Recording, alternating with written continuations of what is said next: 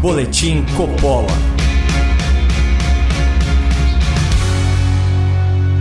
Sejam muito bem-vindos ao Boletim Coppola, que finalmente está de volta após um mês de recesso.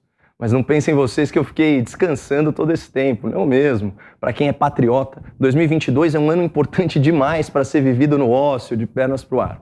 Por isso, eu aproveitei esse tempo para conhecer um Brasil que produz com eficiência, que preserva o meio ambiente e que prospera economicamente. Um Brasil que é exemplo de sustentabilidade e que está dando muito certo, graças ao empreendedorismo e à ética de trabalho de milhares de produtores rurais. Ao longo de 4 semanas, eu tive a oportunidade única de percorrer o interior do Mato Grosso, o estado que lidera a nossa produção agropecuária e que tem dado uma contribuição inestimável para o nosso PIB, para a nossa balança comercial e para a nossa segurança alimentar. A convite da AproSoja Mato Grosso, parceira do Grupo Jovem Pan, eu tive a honra de palestrar em 28 municípios mato-grossenses, compartilhando experiências com os agricultores e as suas famílias. Eu testemunhei de perto a preocupação ambiental do homem do campo, que em suas terras, com recursos próprios, preserva nascentes, cursos d'água e vegetação nativa. Ainda assim, o agronegócio brasileiro, ecologicamente responsável, é difamado pela imprensa militante e por influenciadores ignorantes. O produtor rural é vítima de uma incessante campanha de desinformação patrocinada por forças interessadas em frear o desenvolvimento nacional a qualquer custo. Por isso, é fundamental trazer a realidade dos fatos para a população brasileira. E o agro pode contar conosco na divulgação da verdade. E por falar no que é verdadeiro, no que é correto e no que é justo, vamos ao exemplo oposto. Parece que na vida do brasileiro há 3 certezas inescapáveis: a morte, os impostos e os abusos do ministro Alexandre de Moraes. Antes do recesso, o Boletim Coppola elencou 10 ilegalidades flagrantes patrocinadas pelo Supremo Tribunal Federal no caso Daniel Silveira.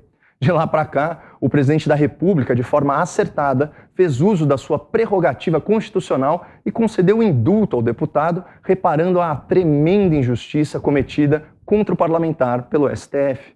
Contudo, o senhor Alexandre de Moraes, vítima e juiz do caso, não se deu por satisfeito e, contrariando princípios básicos do direito, manteve a aplicação de multas exorbitantes e injustificáveis contra Daniel Silveira.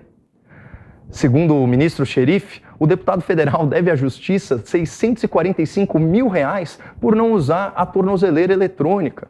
A multa é equivalente a mais de 2 anos de salário líquido do parlamentar, que além de político, é pai de família e tem 2 filhas para sustentar. Vale lembrar que a ordem judicial que determinou o uso da tornozeleira é completamente ilegal. Segundo a Constituição e a própria jurisprudência do STF, a competência para deliberar sobre medidas cautelares, sobre medidas restritivas de direitos contra um parlamentar é do Congresso Nacional, não do STF, muito menos de apenas um ministro. Até mesmo Alexandre de Moraes votou conforme esse entendimento, e isso foi em 2017, pessoal, não faz muito tempo não. Além disso, Daniel Silveira foi agraciado por um indulto individual concedido pelo presidente da República nos termos do artigo 84 da Constituição. Por sua vez, o Código Penal é taxativo no seu artigo 107, inciso 2. Extingue-se a punibilidade pela anistia, pela graça ou pelo indulto. A única limitação legal que existe para esse tipo de perdão judicial está na própria Constituição, no artigo 5º, inciso 43. O presidente não pode extinguir as penas de crimes hediondos ou equiparados. Mas só para vocês terem uma ideia do alcance do indulto, até mesmo notórios corruptos, como os petistas José Genuíno e Zé Dirceu, já se livraram da justiça beneficiados por decretos da ex-presidente Dilma Rousseff.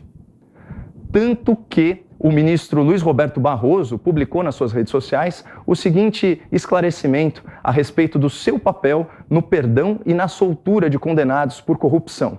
Aspas. Um esclarecimento. Quem concede indulto é o presidente da República. O judiciário apenas aplica o decreto presidencial. Nas execuções penais do mensalão, deferiu o benefício a todos que se adequaram aos requisitos. O que está implícito nessa manifestação formal do ministro Barroso é ponto pacífico na doutrina e na jurisprudência. O indulto extingue a punibilidade e ponto final. Não cabe questionamento por parte de outros poderes. Da mesma forma, pensa, ou pelo menos pensava, o próprio Alexandre de Moraes, que escreveu o seguinte em um voto sobre o tema, aspas, compete ao presidente da República definir a concessão ou não do indulto a partir de critérios de conveniência e oportunidade, devendo ser afastada qualquer alegação de desrespeito à separação de poderes. Na ocasião, Alexandre de Moraes citou o então decano da Corte, ministro Celso de Mello, que afirmou categoricamente: a decisão do presidente da República é insuscetível de revisão judicial. Ou seja, se o STF tiver o mínimo, mas assim, o mínimo mesmo de coerência, de respeito à Constituição, o plenário da Corte vai acatar o indulto presidencial e vai jogar aí na lata do lixo todas as ações promovidas pelos partidos da esquerda para rever o perdão judicial concedido a Daniel Silveira. Mas ainda tem algumas coisas pendentes. E essa história da multa de mais de R$600 mil? E esse papinho de não permitir que o deputado concorra a cargos públicos? Mas apesar do indulto, Alexandre de Moraes, sempre ele, insiste em cobrar uma multa exorbitante do parlamentar.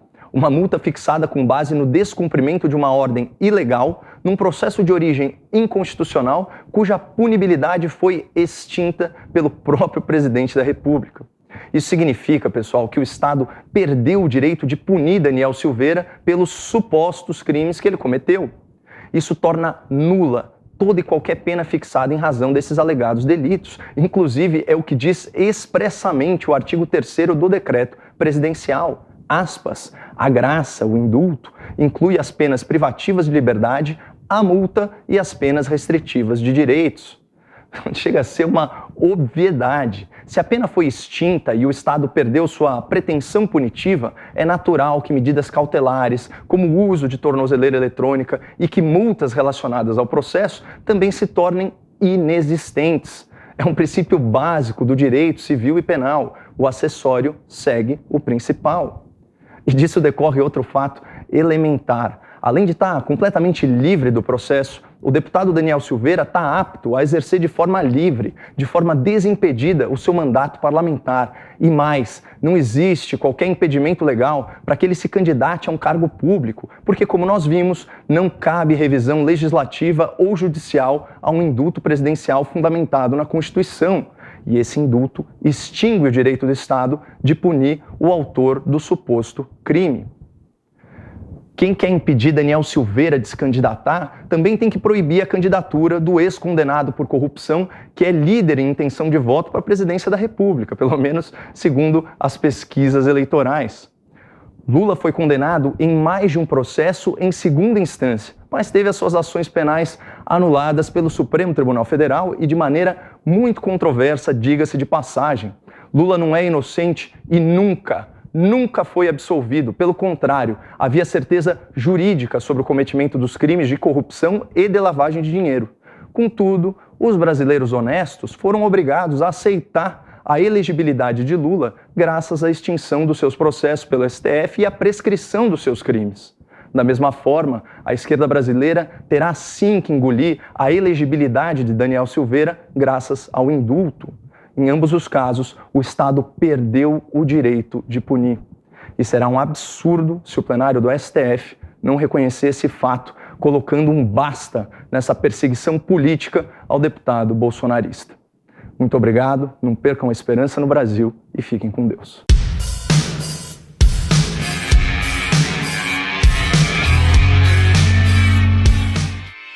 Realização Jovem Pan News.